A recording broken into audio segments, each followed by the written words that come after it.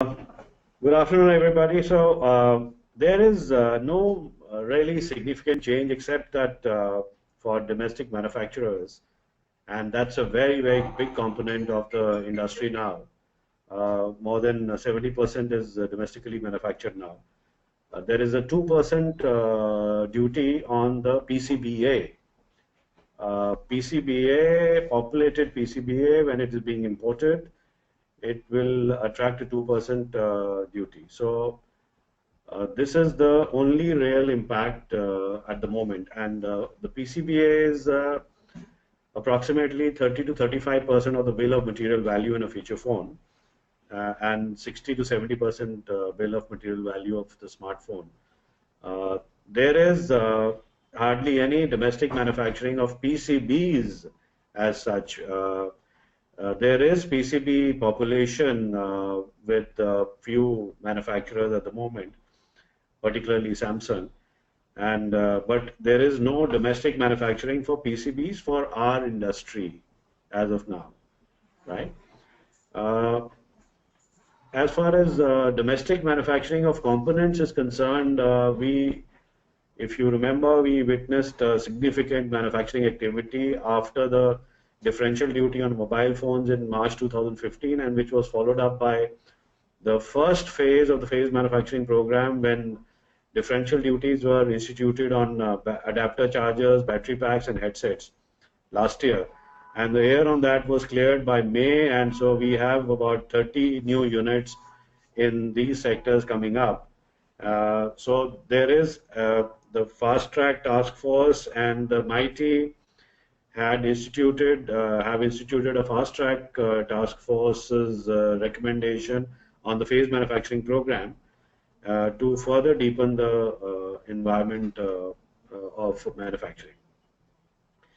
So this imposition of the PCBA differential duty was actually configured in January 2018 and on PCBs in January 2019.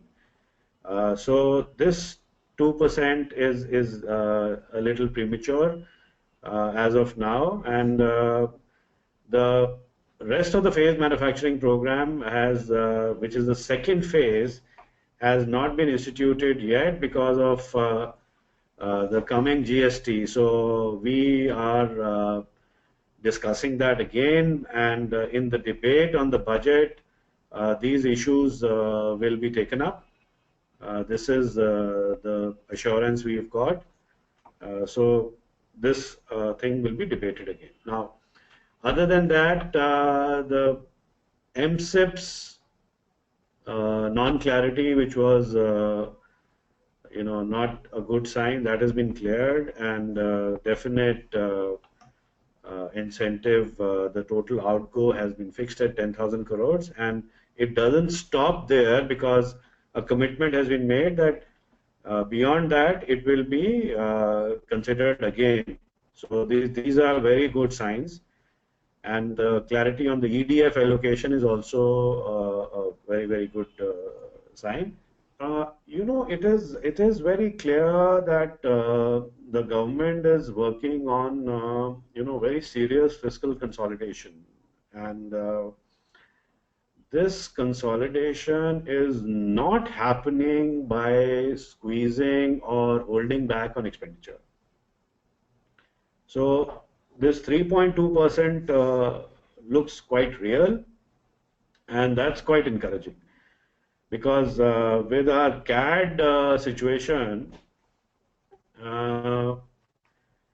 okay, let me look at the challenges which the finance minister mentioned, which is that there is a environment of protection now, which seems to be emerging in the rest of the world, and that could have an impact on our current account deficit, and also that we are in a situation where the commodity prices may start looking up. There's evidence of that.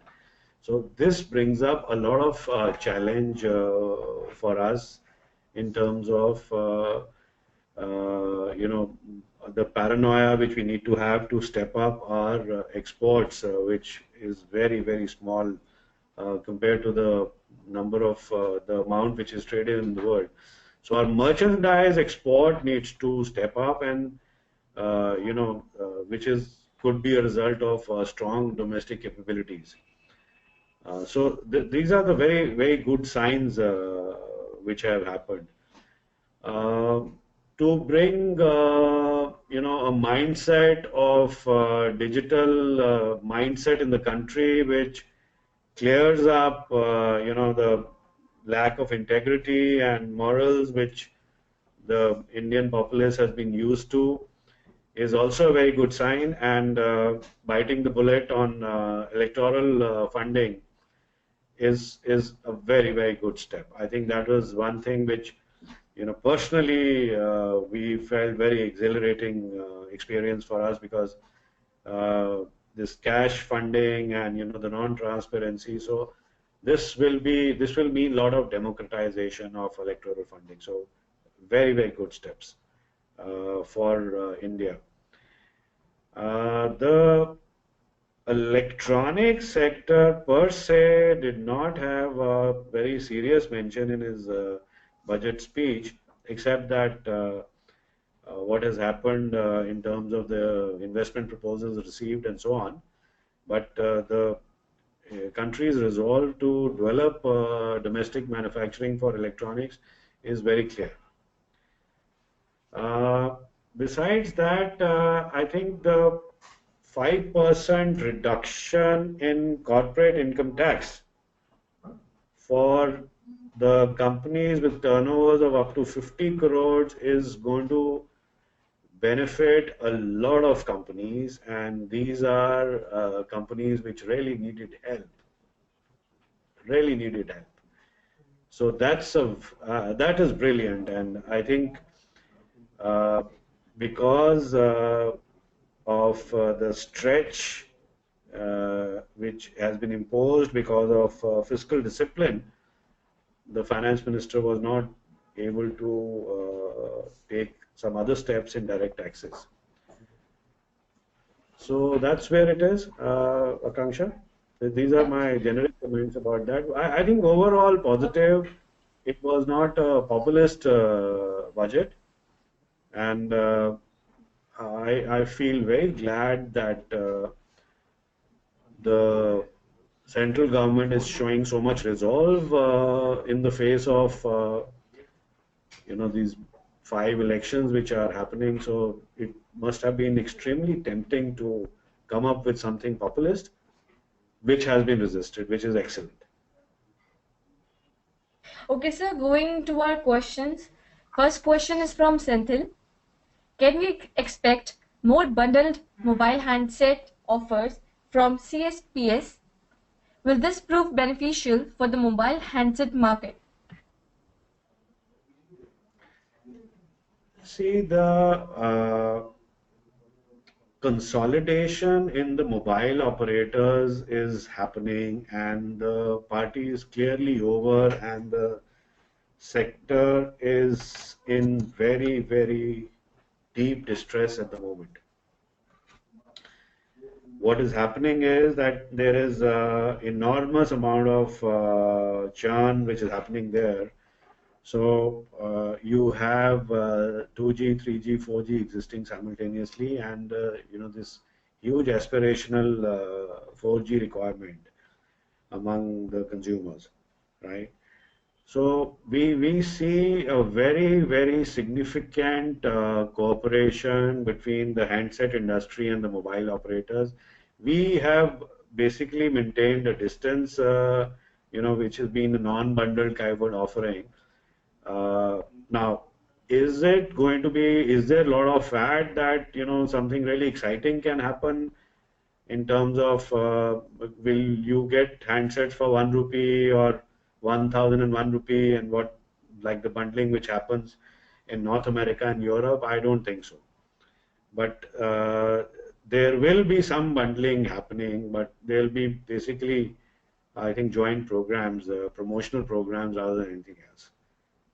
And the mobile operators are really going to scrap the bottom now to try to get some, optimization out of an important partner in the whole ecosystem. Next question is from Rinal. He Yes. is not sure if this question is relevant here, but he is asking, has there been any provisions made in lines with Apple request for iPhone manufacturing in India?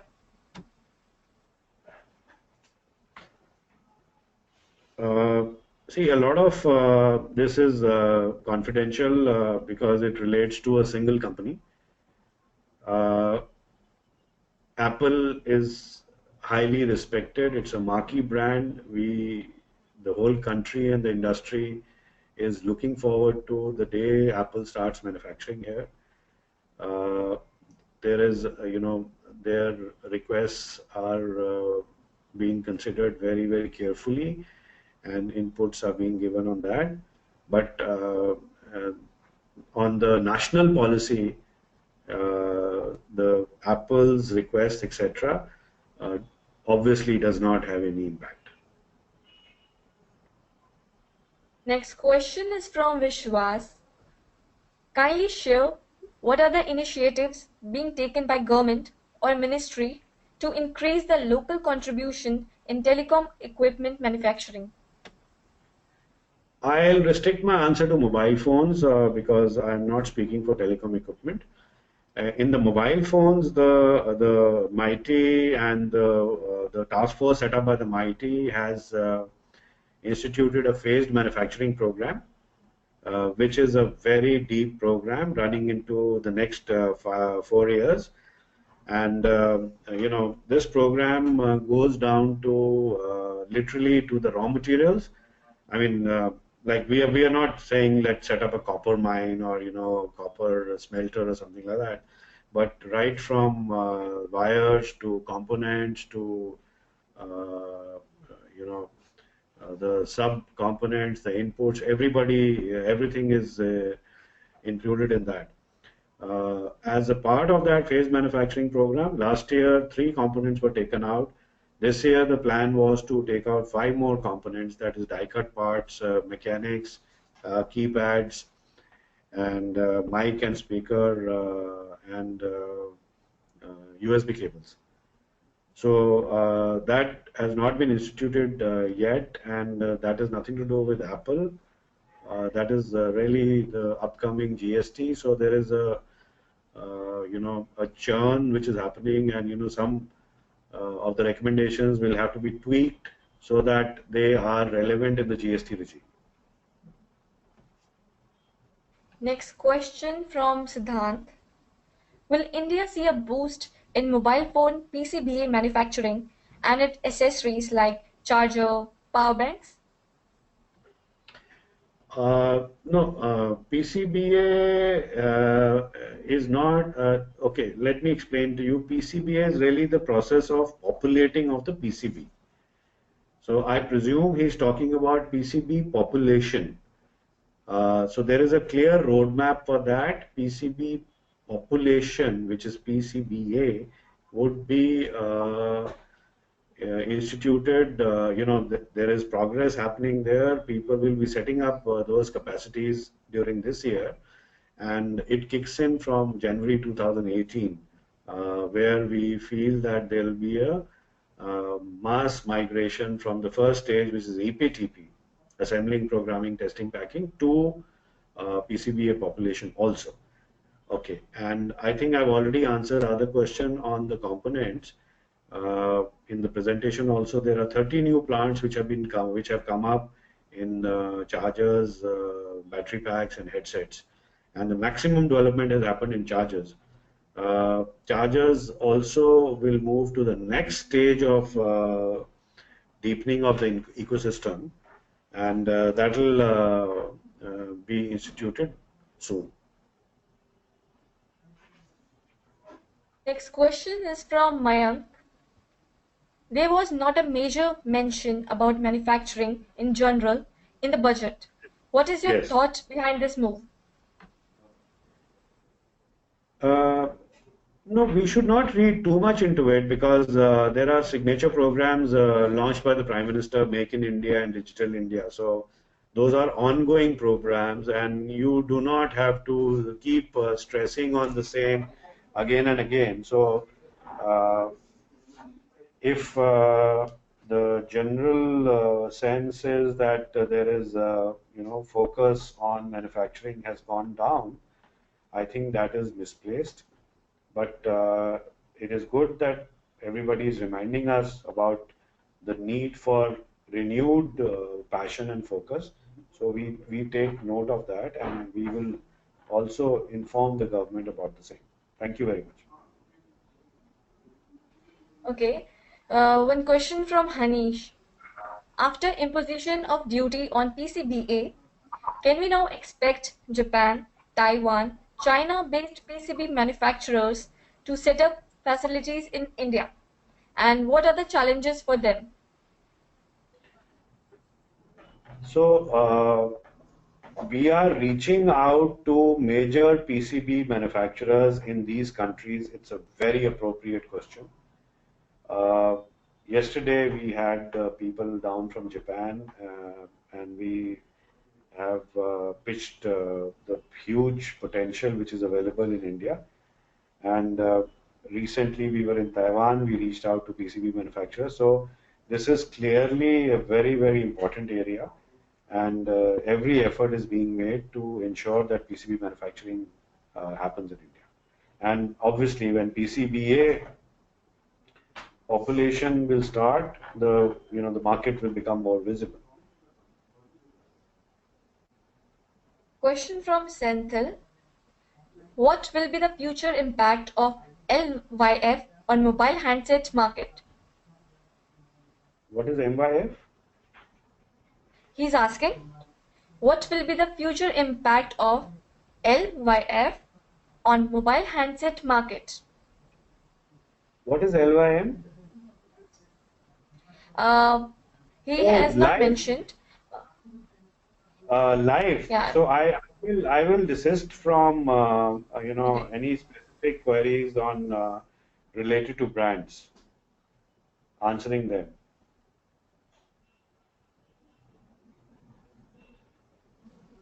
Okay. So we will move to our next question. Please. Yeah. Question is from Roshan. He wants to know, is there any funding support given by a government for a small phone company, uh, or maybe mentioned this type of thing in recent budget? No, there has not been anything like that.